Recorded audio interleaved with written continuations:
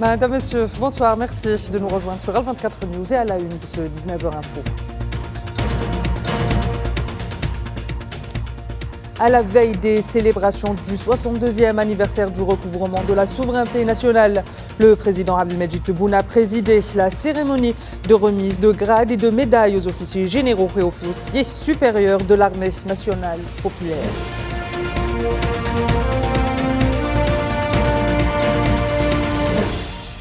Élection générale ce jeudi au Royaume-Uni qui pourrait ramener le Parti travailliste au pouvoir après 14 ans passés dans l'opposition. On ira à Londres où nous attend notre envoyé spécial Kherdine Batache.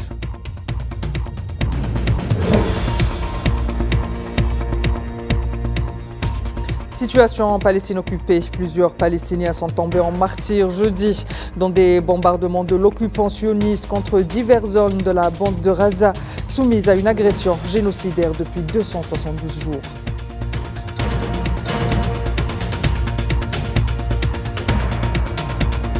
L'Union européenne annonce qu'elle ne reconnaîtra pas les changements apportés aux frontières de 1977. L'UE a réaffirmé son ferme engagement en faveur d'une paix durable fondée sur la solution à deux États.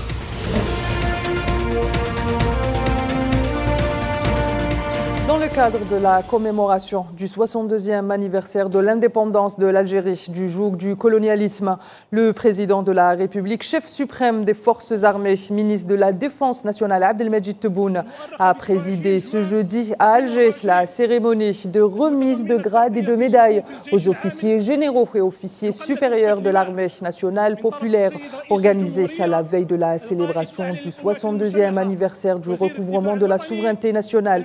La cérémonie s'est déroulée en présence de hauts responsables d'État, de membres du gouvernement, des officiers supérieurs de l'ANP, des personnalités nationales et des moudjahidines.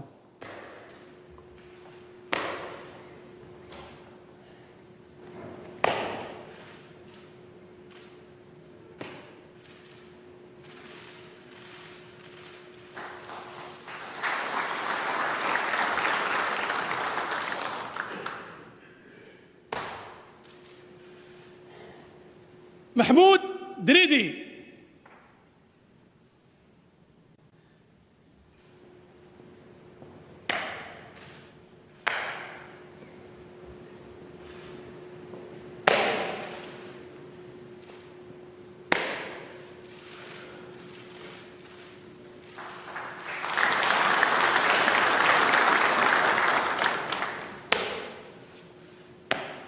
سامية رزيق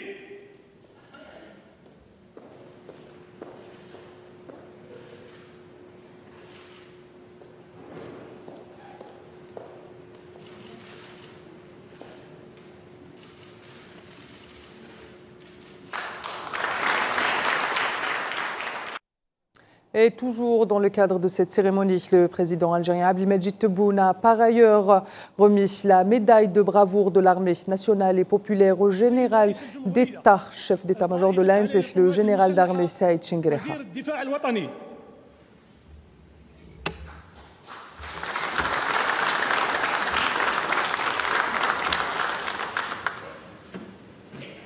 بناء على أحكام الدستور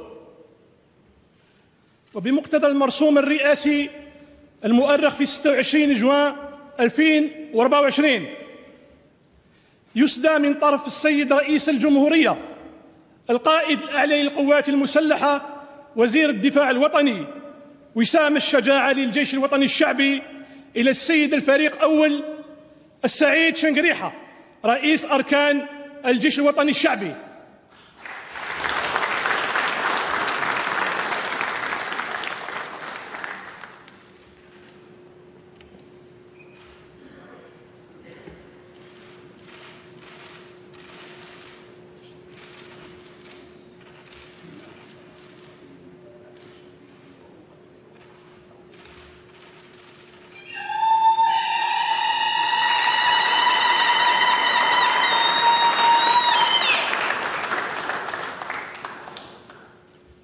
أسمى عبارات الشكر والامتنان Je tiens, en mon nom et au nom de tous les affiliés de l'Armée nationale populaire, à adresser tous les remerciements et la gratitude à Monsieur le Président de la République, chef suprême des Forces armées, ministre de la Défense nationale, pour avoir présidé la cérémonie de remise de grades et des médailles aux officiers supérieurs de l'Armée nationale populaire. Cette cérémonie intervient à la veille de la célébration de l'une des plus importantes étapes de notre histoire, qui est le 62e anniversaire du recouvrement de la souveraineté nationale, qui sème dans nos cœurs et nos esprits tous les sens de la victoire, de la dévotion à défendre notre pays et sa souveraineté, œuvrer à son développement et l'unification des rangs de son peuple.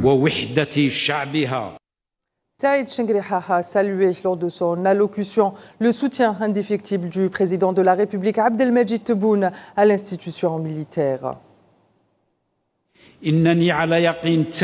Je suis convaincu que votre présence à cette cérémonie et votre soutien indéfectible à l'institution militaire aura son impact psychologique sur tous les membres de l'armée populaire nationale et sur leurs responsabilités. Cela les encouragera à redoubler d'efforts, à accélérer le rythme pour relever le défi du développement de nos forces armées et élever leur capacité de combat et leur niveau de préparation à la hauteur et à la grandeur de leurs tâches nationales et constitutionnelles. La remise des médailles revêt une symbolique forte et renouvelée à travers laquelle les cadres de l'armée nationale populaire et ses affiliés récoltent les mérites de leurs actions en signe de gratitude et d'appréciation à leur égard et au service rendu à notre noble armée et à notre cher pays. Des promotions et des grades étudiés selon Saïd Chenghriha en suivant les normes de compétences et de mérite afin de permettre l'émergence d'une élite militaire compétente et engagée. On écoute. Lors de notre travail de promotion des grades et de remise des médailles, nous avons tenu à adopter des normes de compétences et de mérite dans la candidature des cadres afin de permettre l'émergence d'une élite militaire compétente et engagée, capable d'assumer sa responsabilité avec sérieux et efficacité et honneur. Ces promotions font partie intégrante des qualités de votre travail. Vous avez travaillé avec sincérité et dévouement au service de notre bien-aimée patrie, sont également considérées comme une incitation pour vous à travailler plus dur et plus rapidement afin de faire progresser notre armée nationale populaire, afin qu'elle puisse posséder les capacités et la force militaire de dissuasion.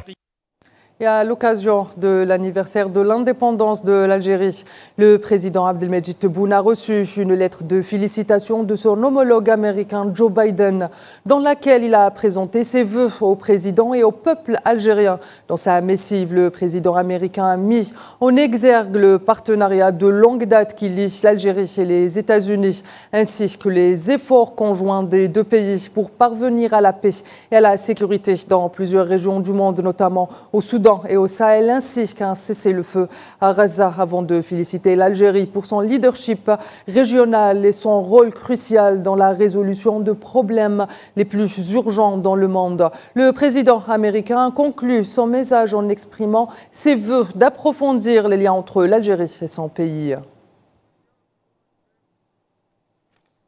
Le président algérien Abdelmajid Tebboune a par ailleurs reçu une lettre de félicitations de son homologue indonésien Joko Widodo à l'occasion de la fête de l'indépendance nationale. Dans son message, Widodo a mis en exergue l'importance de cette journée, symbolisant à la fois l'indépendance et le début d'une nouvelle ère de développement et d'harmonie pour l'Algérie. Le président indonésien s'est également félicité de la profondeur des liens entre les deux pays qui fêtent leur 61e anniversaire depuis l'établissement des relations diplomatiques en 1963 entre les deux pays, a rappelé le président indonésien avant de réaffirmer son engagement à améliorer la coopération bilatérale en vue de garantir un avenir de prospérité, de partage et de paix durable pour les deux nations.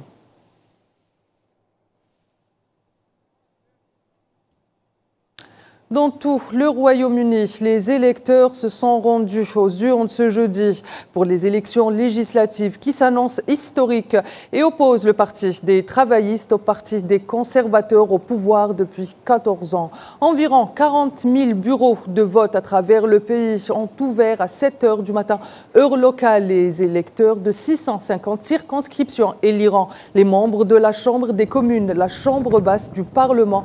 Pour les partis en lice, l'enjeu est de remporter 326 sièges pour obtenir une majorité et être invité par le monarque, le roi Charles III, à former un gouvernement.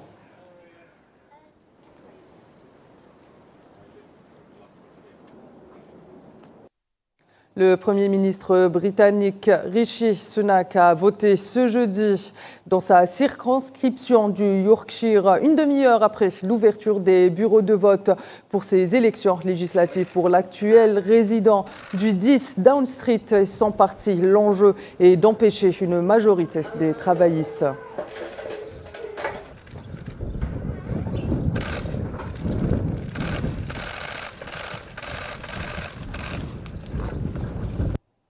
Le chef de l'opposition britannique, président du Parti des travaillistes, Keir Starmer, a voté ce jeudi à Londres. A noté que son parti, le Labour Party, est donné gagnant de ces élections par les sondages. Keir Starmer est donc pressenti pour être le prochain Premier ministre britannique.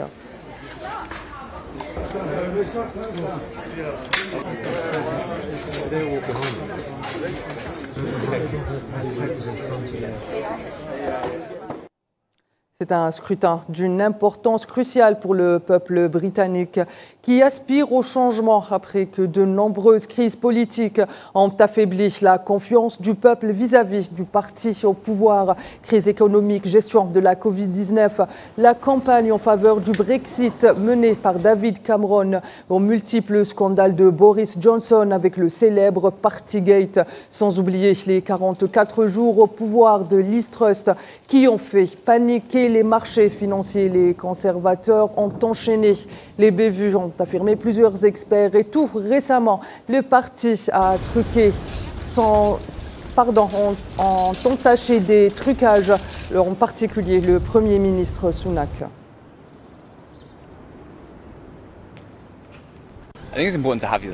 Je pense qu'il est important d'avoir son mot à dire. Il est évident que le gouvernement est au pouvoir et qu'il a beaucoup de politique et de choses à faire qui peuvent affecter votre vie.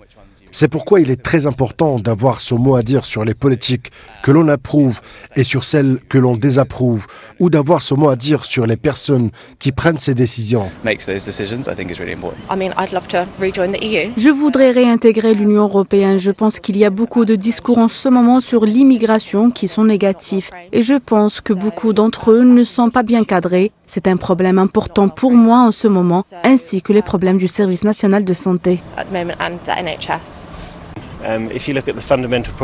Si l'on examine les problèmes fondamentaux du Royaume-Uni, ce ne sont pas vraiment ceux dont nous parlons, mais plutôt pourquoi payons-nous plus d'impôts que jamais et pourquoi sommes-nous pauvres en même temps.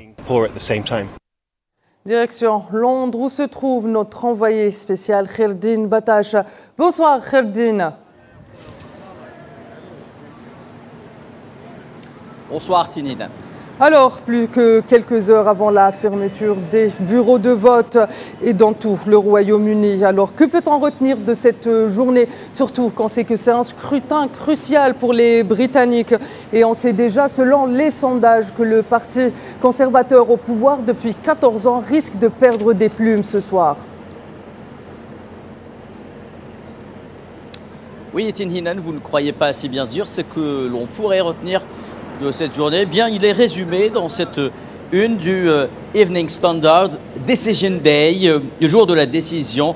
Ipsos Polls puts Tories at rate low historic. Les sondages mettent les conservateurs à un niveau historiquement bas. Voici ce que l'on pourrait retenir donc de cette journée de vote. Vous l'avez dit, les bureaux ont ouvert très tôt ce matin, à partir de 7 h. Donc, ils ne fermeront leurs portes qu'à partir de 22 h du soir. Donc le vote se poursuit pendant 2 h 30. Cette avance les travaillistes depuis maintenant plusieurs jours, eh bien, on ne peut pas l'apercevoir dans la rue parce que la population ici semble un peu perplexe, partagée entre travaillistes, conservateurs, mais également d'autres partis. Lorsqu'on a demandé pourquoi, eh bien, tout simplement, la population, la rue londonienne répond que les politiques se ressemblent et que le citoyen britannique n'y trouve pas son compte forcément entre problèmes économiques, inflation, cherté de la vie, augmentation des prix des loyers ici à Londres jusqu'à 15%. C'est ce qu'on nous a dit aujourd'hui. Eh bien, l'avantage que détient les travaillistes, ils le détiennent à travers les promesses faites par Starmer, des promesses de changement. Comment non, alors que les travaillistes n'ont pas été au pouvoir depuis 14 ans, ils n'ont pas de bilan à défendre, pas de programme particulier, si ce n'est de s'opposer aux déclarations de l'actuel Premier ministre Rishi Sunak et promettre monts et merveilles le changement, mais également des réformes structurelles au niveau économique, mais également des changements au niveau de la politique étrangère, que ce soit en ce qui concerne le dossier ukrainien ou bien le génocide à Gaza. Voici un peu l'ambiance dans laquelle se déroulent encore ces élections. On croirait être dans une espèce d'indifférence totale de la part des Londoniens, mais Londres n'est pas la Grande-Bretagne. Peut-être le caractère spécial, un peu ici aristocratique, si l'on peut dire, de la capitale britannique fait en sorte que l'élection ne prend pas beaucoup d'importance. Ici, dans la capitale, on est en plein été, il y a beaucoup de touristes, beaucoup de gens ne savent même pas qu'il y a des élections aujourd'hui. Donc voilà un peu l'ambiance générale à 2h30, je le rappelle, de la fermeture des bureaux de vote. Très bien, merci. Merci Khaldin pour toutes ces précisions et nous continuerons à suivre aujourd'hui avec vous ce scrutin. Direction la France où la mobilisation populaire pour faire barrage à l'extrême droite en vue du deuxième tour des législatives ne faiblit pas. À l'approche du second scrutin dimanche, l'événement a été relié sur les réseaux sociaux à un seul et simple mot d'ordre: dire non à l'extrême droite. Le point avec Neila Hamouda. Ils disent non à la montée du Rassemblement national et oui à un grand front démocratique. À la veille du second tour des législatives, des milliers de personnes se sont rassemblées à Paris pour exprimer leur profonde inquiétude face à la montée de l'extrême droite. Ils redoutent que la victoire du Rassemblement national restreigne les libertés en raison des antécédents xénophobes du parti de Jordan Bardella. Si ça va plus loin, moi je suis binationale, justement, si ça va plus loin, je crois que je me casse ou je me bats jusqu'à ce que j'en puisse plus. Les slogans reflètent la résilience. Certains manifestants rappellent le sacrifice des immigrés pour la France, exprimant leur profonde douleur et la honte face à cette situation. Il est anormal que la France ne se rappelle pas que les Algériens, les Africains et tant d'autres ont donné leur sang pour qu'elle sorte de ce cauchemar des années 40, l'ont aidé à se reconstruire et tapent sans arrêt sur les immigrés qui sont eux. La France serait déjà par terre depuis longtemps. Donc j'espère qu'il y aura un sursaut parce que pour moi, oui, j'ai mal à ma France. J'ai vraiment mal à ma France. J'ai honte de ce qui se passe. Et j'ai envie de pleurer quand je sais. Si les électeurs se mobilisent massivement, ils pourraient empêcher le Rassemblement national d'obtenir la majorité absolue. Mais la vigilance reste de mise face aux menaces qui pèsent sur la République et la démocratie française, selon certains ONG. Ce qui est sûr, c'est que quel que soit le résultat, même si l'extrême droite n'a pas la majorité absolue, nous sommes dans un niveau d'alerte pour la République et la démocratie tel qu'on ne l'a jamais vu. Il y a une formidable crise démocratique qui est révélée ces derniers mois, singulièrement ces derniers jours, à travers ces résultats. La démocratie, la République en France sont objectivement en danger avec ce parti qui est au bord de s'emparer du pouvoir, même s'il échouait cette fois-ci. La France traverse une période de turbulence politique et sociale. La mobilisation citoyenne reste cruciale. Les organisateurs de cette manifestation incitent les électeurs à faire front contre le front.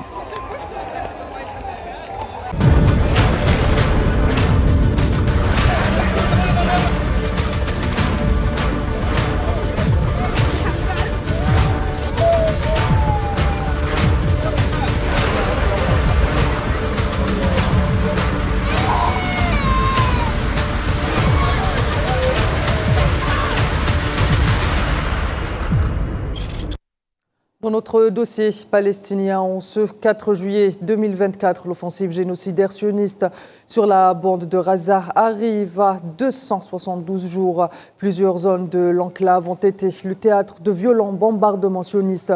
Au cours des dernières 24 heures, l'entité sioniste a commis 4 massacres et tué 58 personnes tombées en martyrs et des centaines d'autres ont été blessées.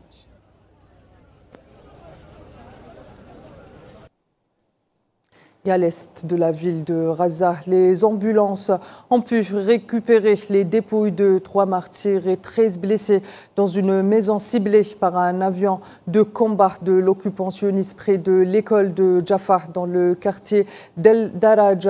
Par ailleurs, au moins un Palestinien est tombé en martyr et 3 autres ont été blessés à la suite de tirs d'artillerie des forces d'occupants sionistes ayant visé un groupe de Palestiniens dans la rue d'El Shafa dans le quartier d'El Shouja'a où des immeubles résidentiels ont été également détruits.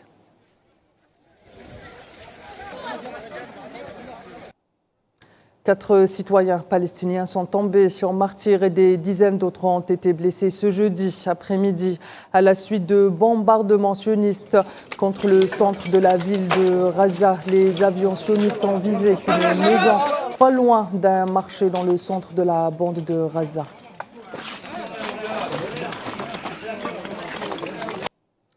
Et après ces 262 jours d'offensive génocidaire sioniste sur la bande de Gaza, le bilan des morts s'est alourdi à 38 011 martyrs et 87 200 blessés depuis le 7 octobre dernier. Selon les dernières mises à jour du ministère palestinien de la Santé, à noter que ces bilans restent encore provisoires en vue du nombre de Palestiniens disparus et ou coincés dans les décombres.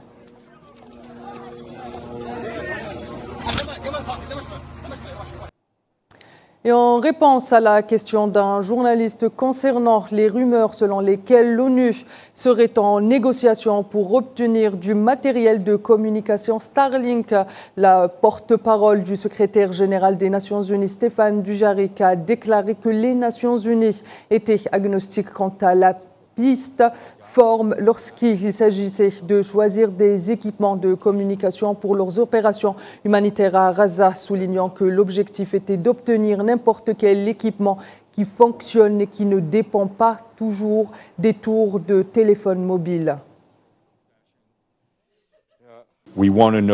Nous voulons savoir où se trouve notre personnel à tout moment et nous voulons pouvoir lui parler à tout moment, n'est-ce pas? Pour cela, nous avons besoin d'équipements de communication. Pour Gaza, nous demandons un équipement de communication qui ne dépend pas des antennes relais, qui ne sont pas fiables dans ce contexte particulier. Vous savez, Starlink fait beaucoup parler de lui, mais il ne s'agit pas de Starlink. Il s'agit d'obtenir tout équipement qui fonctionne et qui ne dépend pas des antennes relais.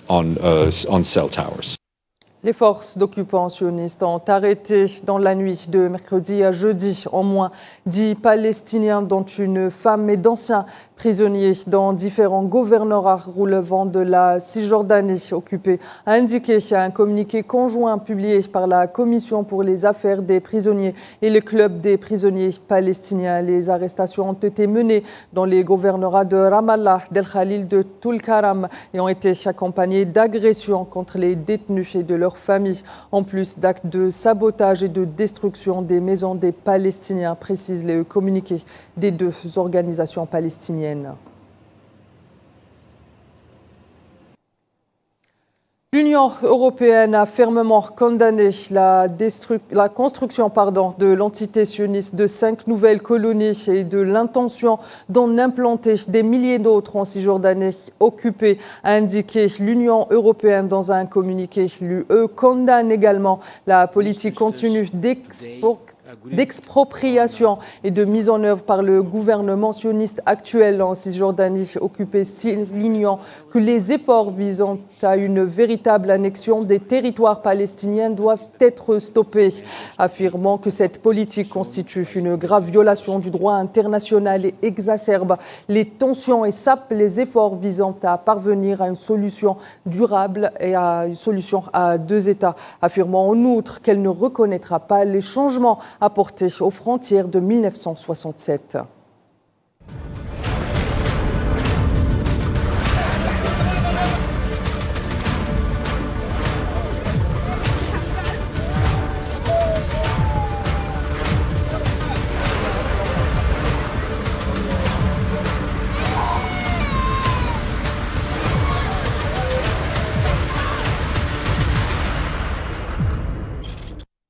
Mesdames, Messieurs, merci de nous avoir suivis. Fin de cette édition.